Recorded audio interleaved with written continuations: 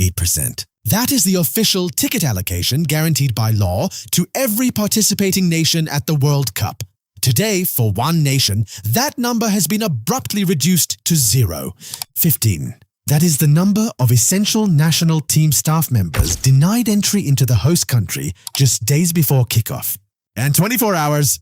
That is the unprecedented, highly restrictive window an entire squad of elite athletes has been given to enter the United States, play a match, and leave. The 2026 FIFA World Cup was marketed as a beacon of global unity. It was billed as a massive, continent-spanning festival of football featuring a record 48 teams and 104 matches. The reality on the ground is starkly different. Let's go through this. Just days before the tournament begins, the Iranian Football Federation announced that their 8% ticket allocation was suddenly cancelled.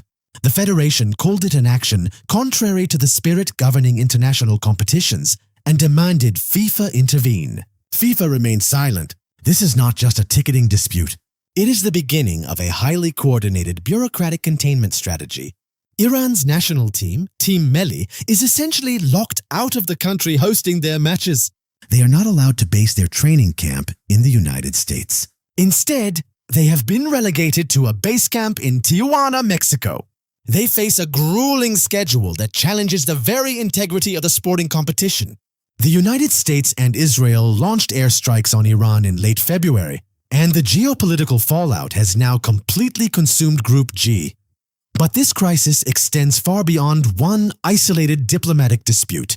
The entire 2026 World Cup is actively fracturing under the weight of its own internal contradictions. Now here's where it gets interesting. The United States State Department did not explicitly ban the Iranian athletes. That would invite immediate sanctions from the world governing body. Instead, they weaponized the logistics. They imposed a draconian 24-hour rule. The Iranian squad is only permitted to enter the United States the day before a match.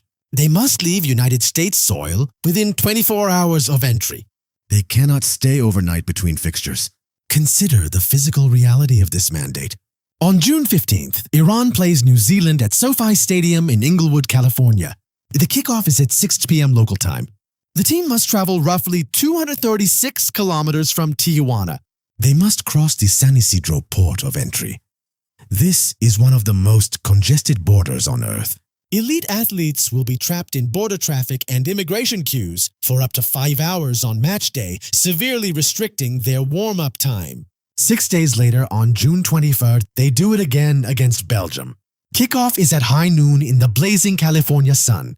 For their final group match against Egypt in Seattle, they must take a private charter flight and fly back immediately after the 8 p.m. game.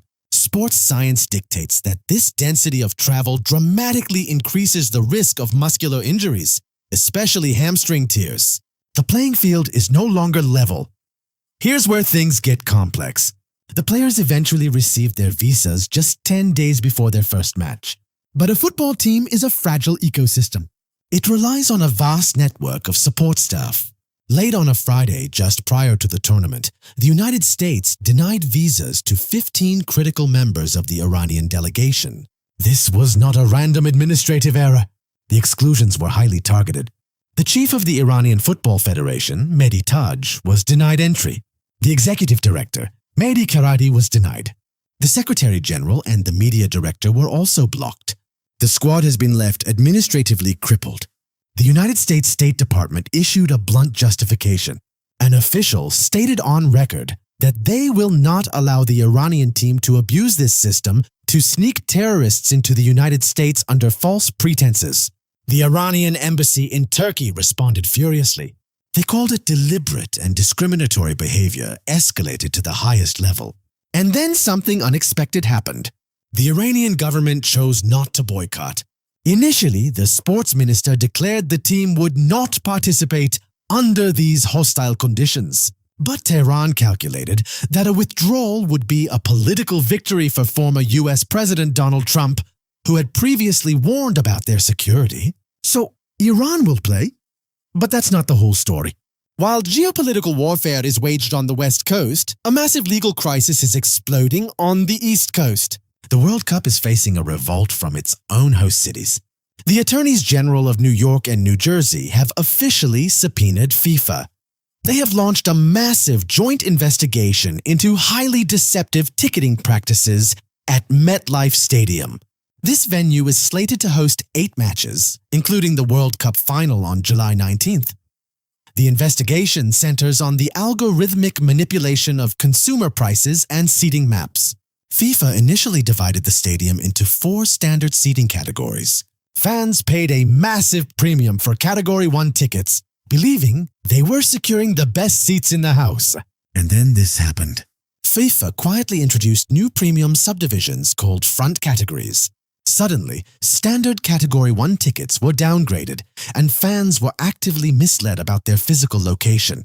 The Attorneys General alleged that FIFA utilized highly aggressive variable pricing to create fake scarcity. Press reports indicate that between October 2025 and April 2026, prices for more than 90 matches spiked by a staggering average of 34%. The New Jersey Attorney General publicly stated that FIFA turned the buying process into a gauntlet of confusion, fake scarcity, and impossibly high prices. This aggressive corporate strategy has triggered a massive macroeconomic backlash. Host cities were promised a historic economic windfall. Instead, they are staring at an unprecedented financial disaster. The hospitality sector is in freefall. Contrary to initial projections, hotel bookings in United States host cities are drastically lagging behind Canadian and Mexican markets. The numbers are devastating. In San Francisco, occupancy is stuck at just 44%. In the Boston area, 80% of hotels are performing below their normal seasonal average. The situation in the Midwest is even worse. Nearly 90% of hoteliers in Kansas City are reporting a booking pace below typical summer levels.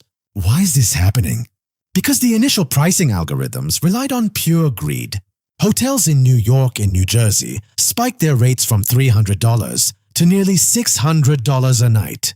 Commuter train tickets to the stadium in New Jersey were temporarily pushed to an astonishing $150 before public outcry forced a reduction to $98. Combined with final match tickets reaching up to $32,970 on the secondary market, the market simply rejected the product. The United States has seen a 5.5% drop in international travel since 2024. Working-class fans looked at the staggering costs and decided to stay home. This brings us to the core contradiction of the 2026 World Cup. The event is projected to be the most lucrative in the history of global sports. FIFA is expecting record revenues of $13 billion for the 2023-2026 cycle. That is a massive 72% increase from the previous Qatar cycle. Global television broadcasting revenue alone is projected to reach $3.9 billion. The governing body is extracting maximum capital from every possible avenue. Yet, the host municipalities are bearing the overwhelming burden of the costs. Independent analysts from S&P Global warn that the economic impact for the United States is highly likely to be overstated. A complex bait and switch regarding lucrative sponsorships could leave United States host cities facing a combined $250 million shortfall. Municipalities are being asked to fund massive operations while being denied the financial returns they were promised. Furthermore, the governing body abruptly cancelled approximately 70% of the room blocks it had previously reserved for its own officials and affiliates. This flooded the market with unexpected inventory and completely devastated local revenue projections. The wealth is not trickling down. It is being funneled directly upward into the offshore accounts of the governing body, leaving local taxpayers to cover the resulting deficit. Let's go through this final fascinating detail. While the logistical and ticketing frameworks collapse in North America, the physical equipment of the tournament reveals a deeply complex global supply chain. For decades, the artisanal factories of Sialkot, Pakistan have dominated the football manufacturing industry. Sialkot produces roughly 70% of the world's hand-stitched footballs, employing over 60,000 workers across roughly 1,000 factories. Local contractors like Forward Sports are massive multinational players with the capacity to produce over 20 million balls annually. But for the 2026 World Cup, there has been a significant geopolitical shift in production. The official match ball is called the Trianda.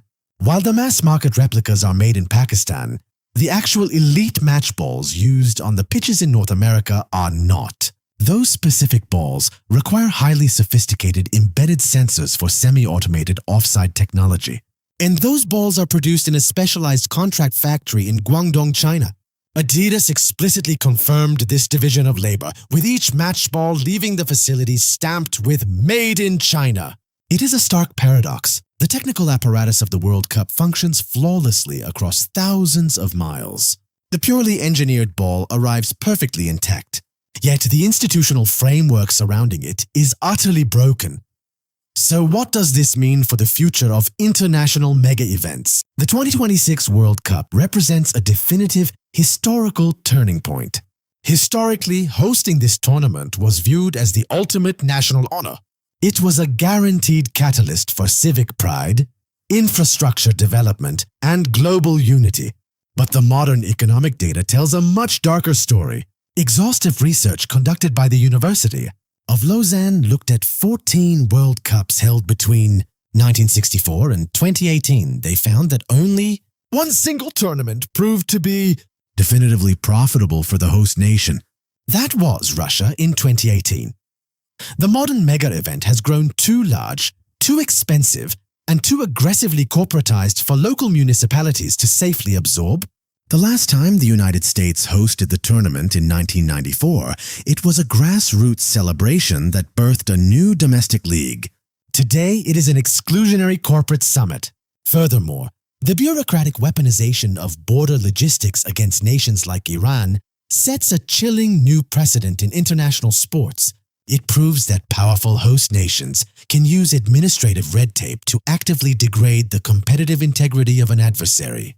We are witnessing the death of the traditional fan experience. The working-class supporter has been entirely priced out, replaced by dynamic pricing algorithms and VIP hospitality suites. If this model persists, the World Cup will cease to be a global festival.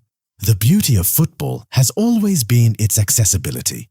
It is a simple game that inherently belongs to the world.